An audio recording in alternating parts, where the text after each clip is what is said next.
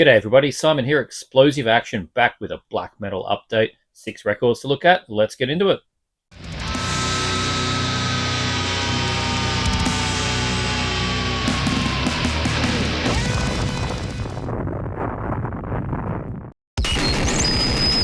This episode of Explosive Action is brought to you by Blacksound Records. Blacksound Records is a record store located in Melbourne, Australia, specialising in underground metal, punk, noise, experimental and everything in between.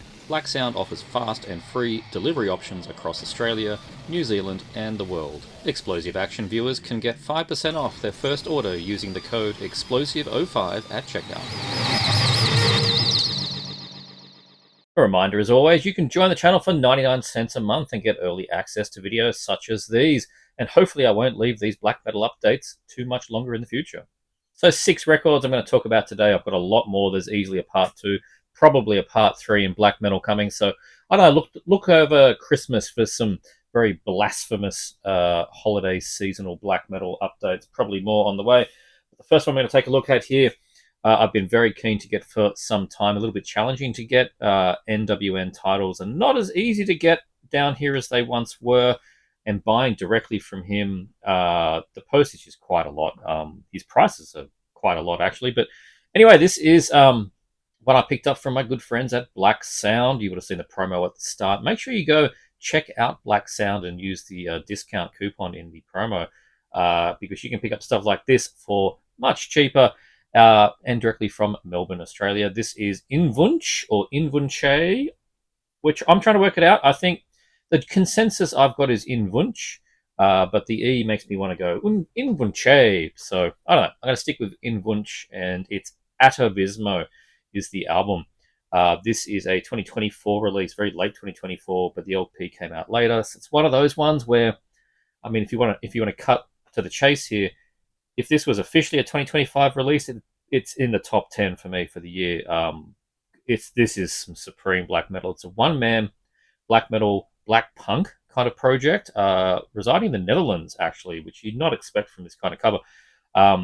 But he does come from a sort of South American heritage. El Invunche himself from Chile. So that's the connection. That's why we have these themes in this cover here. The folklore, very old folklore kind of themes represented by this cover. But it absolutely rips. It hit me like a ton of bricks the first time I played it. Every time I play it, it is like fist pounding some of this stuff. The addictive quality of the riffs on here. Big, open, sort of punky black metal chords. A lot of that black metal tremolo, of course. The drums, though, is kind of that tumpa, tumpa, that kind of drums. Oh, it's so good. That's the punky edge on this. It's not all like rolling double kicks and blast beats, right? It's got that sort of 1-2 beat kind of thing. Very harsh black metal vocals, as you'd expect. An infinite reverb on those vocals, which is very pleasing. And yeah, there is still, though, like I've said, it's black punky, but there is still some sort of grand majesty, atmospheric black metal in here as well. I'd say musically, Invunche is in common. There's a great back there too. With bands like Kuke Lamuku, I think is how you say that band, from, where are they from? I've forgotten where they're from. But Valan as well. Maybe a couple of the Ifanak releases. All his stuff is very different, but probably a couple of the more punkier type ones.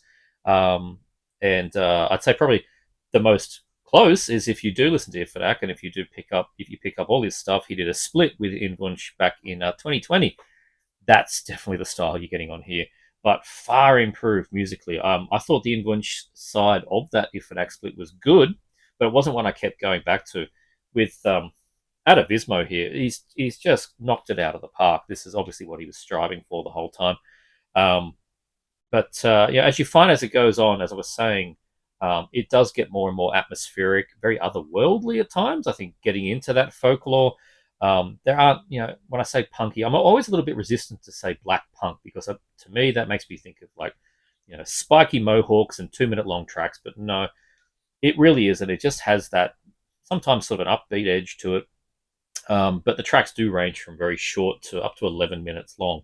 So you do get that full, more grand black metal experience as well. There's a lot of room in these tracks. A nice balance between those shorter punkier type tracks and the big, more grand tracks. So the synth and some soundscapes, all that kind of good stuff. Good variety, and it's amazing too that it is just one man project. A lot of black metal modern bands, we all joke about sort of the COVID lockdown bedroom black metal bands, but there are some really good one man bands. I mean, cut from the some cloth, one man band black metal.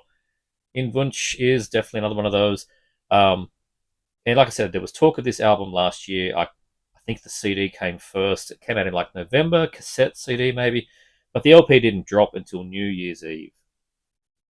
New Year's Eve. I mean, Satanic Warmaster did that a couple of years ago, and like, if you waited 20 minutes, this could have been a 2025 album, but it doesn't matter. Whatever. Invunche, Atavismo, absolutely fantastic. I mean, if you really want to split hairs, New Year's Eve in America time, we're already New Year's Day here in Australia, so, but I'm not going to sneak it into the 2025 list as much as I'd like to. Very nicely presented inner here. Ancestral black metal. Very, very cool. Just on black. Might have been colors, not too sure, but I like that you have.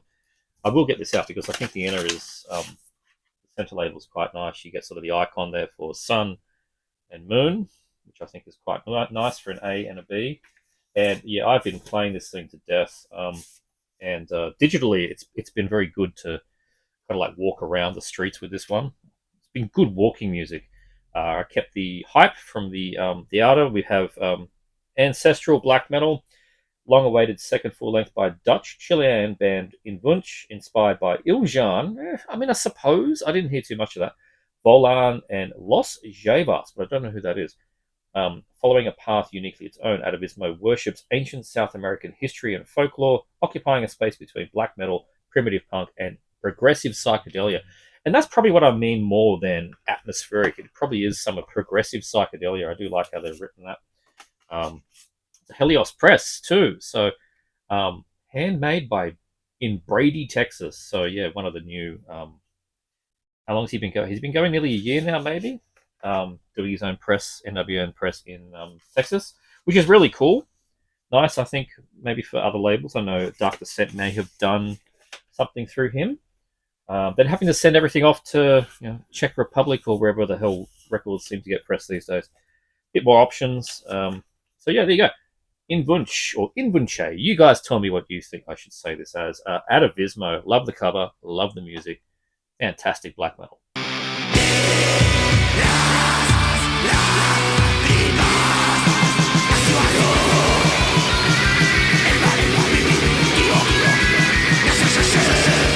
Next up, we have some raw black metal. I like it raw. This is Angurvidal with Vetra and Blood Scald, which are two demos. Compilation here. So, yeah, two demo tapes from a pretty new US band. Angurvidal, which I believe is some kind of fantasy world sword used across, like a commonly named sword might be used across different games and books and that kind of thing. Nerd shit, that's what that is. But yeah, this comprises their two demos, Vetra and Bloodskull, both from 2024. So yeah, pretty new band. Originally released by on tape by the label Blood Auk, not a label I'm familiar with. Very early Polish and German pagan black metal sound here, but very raw. That loud, jangly bass guitar, which is really, really nice in this. Very straightforward sort of time-keeping drums, nothing too over the top. And a nice sort of synth layer under the gravelly, very snarly vocals. So, yeah, it's all really, really pleasing raw black metal here. Occasionally deeply sung passages as well. I like the artwork too, and the logo is cool. It's all the package, right? And I'm liking this thing that some labels are doing. Sonorous have done it as well, where they get sort of two demo tapes and do one on side A, one on side B, and do an LP reissue. I really enjoy that. I think that's a great way of further exposing a band. Like Kavad have done that. We can get some demo. I think it was Kavad, or there's Chaos Aura. They definitely did it. It's great. I love doing it. So yeah, like I said, sort of that early Graveland, Moonblood, that kind of realm of old black metal, very triumphant and powerful. Pagan feels, that sound of like steel swords clashing. Yeah, it's Mostly slower, mostly mid-paced across both the demos on here, but there are some sort of sporadic bursts of activity as well. There's the back. Nice artwork on there. Very, I don't know. I think I've seen that before. It almost reminds me of the first Emperor EP, that piece. I'm not too sure who did that. May not say there's probably something that may not be public domain usage, but anyway, um, the track "Follow the Blood of Victory," third track, side A, last track of the Vetra demo, starts with a synth piece that feels almost very 80s sci-fi. So kind of wasn't expecting that. Mixed with some of them some prison albums, which were never my favorite, but I kind of turned around a bit on them. Works that kind of style kind of works here a bit more. I think it feels very applicable, leading into easily one of the best riffs on the whole release. This is probably the best track, to be honest. Follow the Blood of Victory. Great title too. It's like a full killer, like bees in a matchbox tremolo riff. It's just raw black metal production. This that kind of tremolo riffing. It's always a great combination. But it's still very melodic and very engaging at the same time. So yeah, really, really great track. The Blood Skull side it opens with a track called Blood Skull. Two tracks that are slightly more aggressive than the Vetra side. At the same time, maybe a little bit more complex. The title track is pretty epic. And Mountain's Wind Song, that one starts again with an excellent synth and ends in a similar fashion. So, yeah, maybe Robert not afraid to use the synth as well. This is just another great compilation of demos here. MPR put this one out, Medieval Prophecy. And recommend it for sure. Take a look inside. Is there an inner? Yep, down the bottom. Getting trapped in the... Don't want to rip that up. Getting trapped in that little A5 thing there. And some lyrics, which are in English. Hooray. Hadn't actually paid attention to that. There you go, just on black. Standard stuff. But yeah, good stuff here out on NPR. Angurvidal.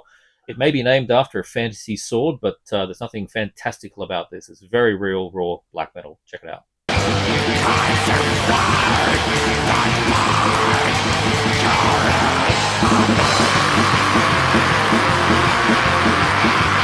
Next up, we have another truly excellent release.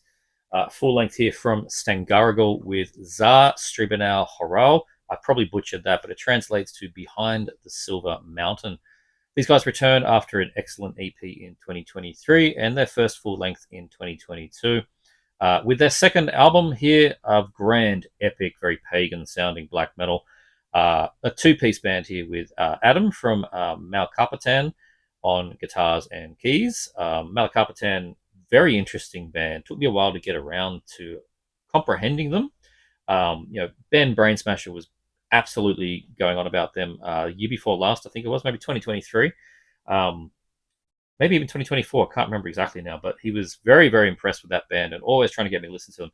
Took me a while to get to it, but I understand them now. I really appreciate that last album. Now I want to go backwards with them. But here we have Adam from Malcarpatan on guitars and keys, and another guy called Stalagnut on drums and vocals. So I don't think is in anything else, at least credited on the archives. This is, like I said, very pagan. It's very much that mid-era Graveland mixed with sort of dark medieval times Satyricon. Early, very early, like first album, Enslaved. Nagura Bunget, definitely their less experimental stuff. And it's definitely a wash with something like Nocturnal Mortem. So very, very good band, Stangarigel. The first thing you'll notice is how well articulated all the instrumentation is here. Very similar in that respect to Malcarpatan. There's many layers of distorted guitar, clean guitar, keyboards. There's a mouth harp. It's the full gamut. There's all kinds of things going on here, all blended together really nicely. Makes it a very very lively sounding album. There you go. That's what I'm after. They're although a different sounding band. That multi-layering, I think, sort of makes me really think of a band like Old Ridge. It's just so many layers, and the production, I think, I kind of get a little bit of that vibe here with these guys, but it doesn't musically sound too much like them. It is more of that sort of pagan sound. but it's very complex and multi-layered. So that's why I do have that comparison there. Flick the back around, more forests.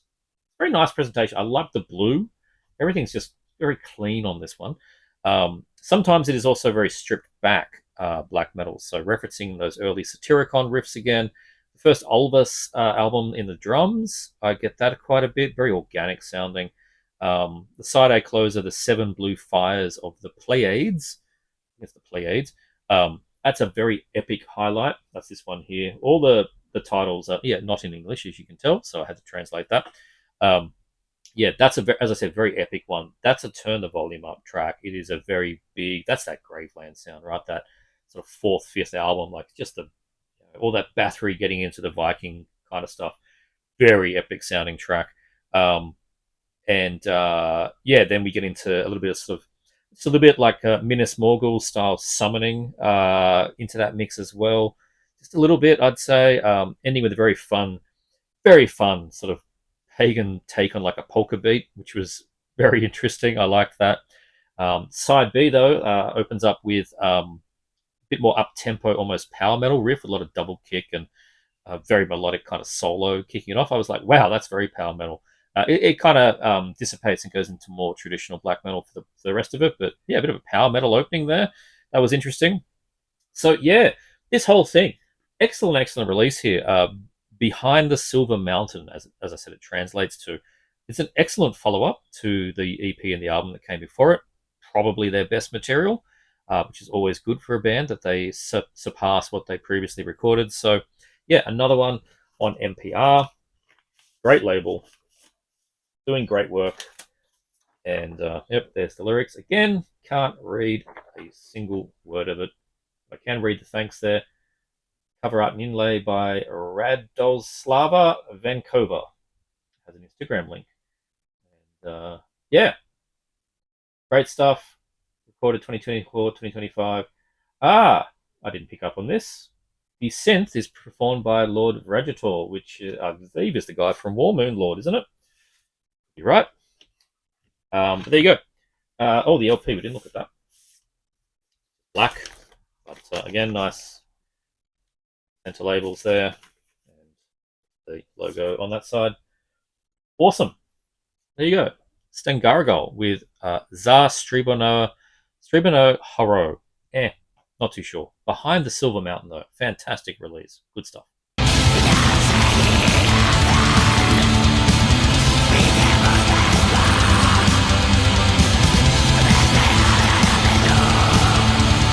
Next up, I was very lucky to get a copy of the newest album by Fellwinter, Dark Medieval Art.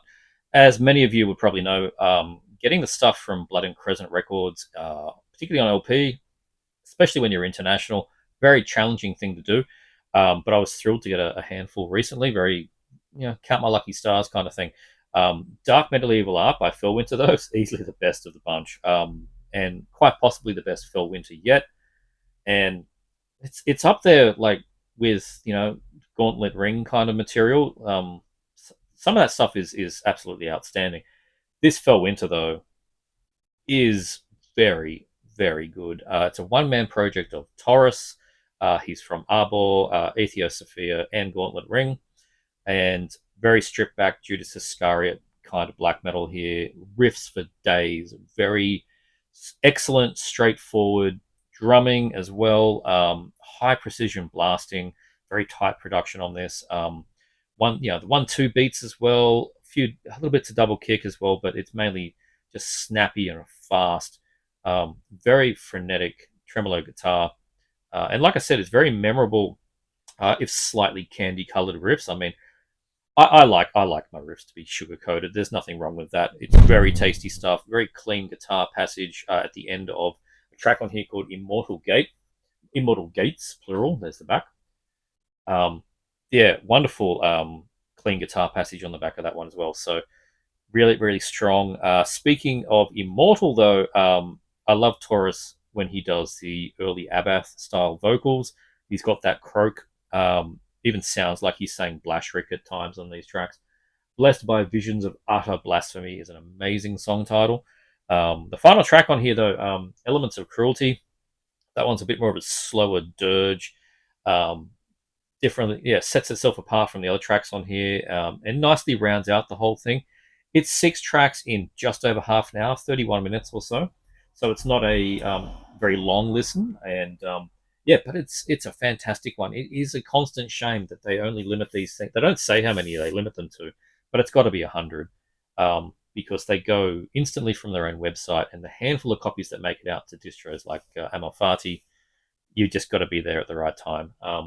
But I digress. You can still get CDs. CDs are readily available. So if you're a CD guy, go and get the Blood and Crescent catalog, because you're going to pretty much like all of it. But definitely get dark medieval art from Fellwinter. This is the style of black metal that I crave. Just that tight, fast, snappy, tremolo riffs, great vocals. It's all I really want most of the time. Fantastic. Absolutely. You've got to check it out. If you haven't heard any of the Blood and Crescent stuff, this is a great place to start. Gauntlet Ring was kind of the band that made itself known, and everyone was like, "What's this Gauntlet Ring band?" But I think Fellwinter, they're very similar. I mean, all the projects, they're not that dissimilar to each other. But I think this one is probably the strongest for me at the moment. Oop, there we go. Giant poster of dark medieval art. Nice Baphomet there in the center. Great stuff.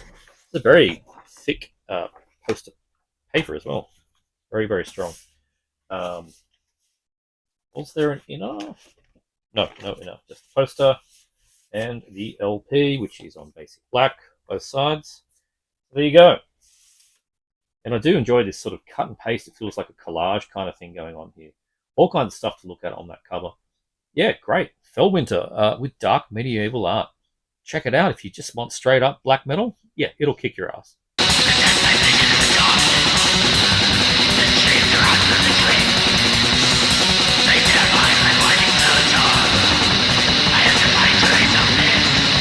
Next up, we go back in time a couple of decades for a semi-classic early slab of early 2000s black metal here. This is Graven, Perished and Forgotten.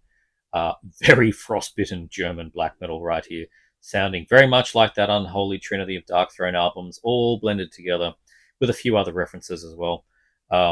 It's got that blinding fury of Under a Funeral Moon, the template stuff for black metal, the recycled Hellhammer riffs from Ablaze, and the raw edge of Transylvanian Hunger. That's 80% of this album here. Sections of it also, of each of those albums, sort of make their way into basically each track. It's not like ones from each album. It's just they've blended everything together. And remember, this is 2002, so we're kind of only like 8 years from those albums coming out. Very fresh in everyone's mind at the time. It's not like a modern band playing the Darkthrone sound or anything like that. It is a band that's just within earshot of being there in the second wave. Very natural and honest, and not at all like an emulation, is what I'm getting at here. Two-piece band at this stage, as the cover may suggest. We have Vagsang on guitar, bass, and vocals, and what very little keyboards there are present. He, after this band folded, he went on and continues to be in a band called Vagsang, which I haven't checked out, but I'm assuming it'll probably be pretty good. And we have Vronth on drums. There's very little else to say. It is that like early to mid 90s Norwegian style black metal filtered through Germanic lens. A touch of like Maniac Butcher in here as well. You pretty much love Graven if you like anything I've kind of said there. It's very cold sounding, not clinical at all. Very well produced for it. It's not super raw or anything. Everything is well articulated. It's just strong black metal. There's the back, and as Destroyer 666 would say, it's cold steel for an iron age. It's exactly what this is. It's just black metal. I mean, look at it. The sword, the corpse paint, the font. It's just, yeah, it's everything you want. This was reissued at the start of the year by Undercover Records, who I'm not too familiar with, limited to 300. It came out in January. I got it a little bit later. Mine came with a bit of a damage on the top, but whatever, black metal. As 2002 release, out in 2025, reissue. There's not much else to say. It's just German black metal, sounding very early Norwegian, very angry, very honest, very harsh, very good. And take a look in here. No inner, absolutely basic. All you need. There's the record on black with the center label. Again, very basic. Perished and Forgotten. And to me, I mean, the band is kind of forgotten. They did one album after this, which I've not heard. Then that's it. There was no more Graven. So yeah, don't let it be perished and forgotten in your mind. Definitely check this one out from Graven for a nice 2002 slab of German black metal.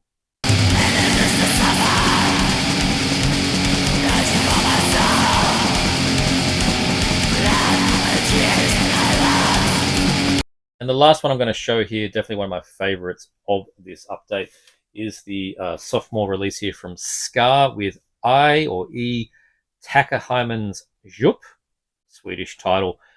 Translates to In the Depths of Mankind. A Swedish title for an kind of officially anonymous band, but we'll get to that in a minute. Definitely having some ties to Old Ridge and Albionic Hermeticism. The British man living in France, OWGA, and there was old forum posts back during the first album, like wondering if this was an Australian band because it was on Dark Adversary, but then OWGA came out and said, no, that's not the case. Never officially came out and said, this is my band, but we will get to that in a minute. It comes with all the flourish that you would expect from his works. Incredible guitars, absolutely phenomenal guitars. He is an amazing instrumentalist. Just one of those holistic, can play a lot of things. I assume knows music theory very well because he crafts the best songs. Listen to the last couple of Old Ridge albums, last three Old Ridge albums, if you want to really get a taste for ska. But this is kind of a little bit more folky and a little bit more pagany than that material, just a little bit. It's got frequent acoustic, folk influenced passages, some clean, deeply sung vocals supplementing the harsh, not too often. His harsh vocals are fantastic, or the harsh vocals on here, I should say, are fantastic. Lightning speed tremolo riffs and leads. It's just such a nicely blended album. So many layers. Some of the tightest and snappiest drums that I've heard in the scene for a long time, but immediately are recognizable as coming from a band or a project in that order of Itine, I think is what you pronounce it, YTNE. In that realm of bands like Albionic Hermeticism and Old Ridge. Again, the Englishman living in France. Even that website sells this along with his other projects that he's actually put his name on. But as I said, we'll get to that in a minute. It shares similar sounds to the last few Gendod albums, if you're more familiar with that band. Turn the back on. There we go. 5 tracks. There is, as I said, so much going on here. Multiple layers of wonderful black metal, with there's other instruments and things seem to creep in there. The keyboards do have a bit of a layer. So much variation, I think, between the tracks is what really stands out to me. The second track doesn't sound a thing like the first, which is what you want. You've got 5 tracks to demonstrate your skills, try and keep them different, and the band here has very much done that. That's what really stands out to me, and that helps you have a very memorable sounding album. The third track has some unbelievably good keyboard progressions in it. They're not like a solo keyboard piece, but it was about halfway through that track. I was just sort of away with it, being awash with this song, and I could hear the keyboards having these sort of repetitive pieces in them. It's kind of reminded me a little bit of like Paysage de Verre or something like that. Just these little bits in there. I'm like, okay, just accentuating to the overall music was very good. Then we get into side B, and that track, I think it's the fourth one, opens with some big sort of heavier, slower, weightier riffs to them. The tremolo's gone at that point. They're just big, strong riffs. Triumphant kind of stuff, like big Bathory Viking era kind of riffs. Yeah, that was such a really good track. But overall, this is a huge step up from the first album from, I think, 2 years ago. That was a bit more straightforward and definitely more anonymous. I love the hand painting on here too. Definitely leaning, showing the sort of naturalistic edge that we've got here. The folk sound, the pagan sound, it's all very much there. It's very old world Europe. Got some runes, everything. And we take a look in here, and and we have our thanks list. We have some runes and we have our lyrics. But when we go down the credits here, recorded in Swedish Lapland, so it's Swedish, in 2023 and 2024. Lyrics and Roland synthesizers by, I think it's LF, maybe EF, Germanic fonts. But vocals, drums, and strings by OG. So I think we can pretty much say we know who this is. This is putting this one together. Additional instrumentation, songwriting, and spoken word on one track by LF as well. So at least two people involved here. And we've got the LP, which is on black and has just nice centers with the logo. Kept the hype sticker as usual. Try and transplant them to the inner. It is a fantastic album, absolutely fantastic, and it's an immediate hit with my ears when I'm listening to it. I was like, "Yep, this is excellent," but it is absolutely one where I'm going to keep returning to it, and each track will absolutely offer more on repeat listens. That's a guaranteed with this kind of release, which is what happened to me with the Gyendod album as well, particularly last year's one. And whenever you listen to like Albionic Hermeticism, that takes many listens before you find all of the pieces of that puzzle. Kind of similar here with Skare, with In the Depths of the Mist World. Absolutely check it out. Excellent black metal, very well rounded, good stuff. Check it out.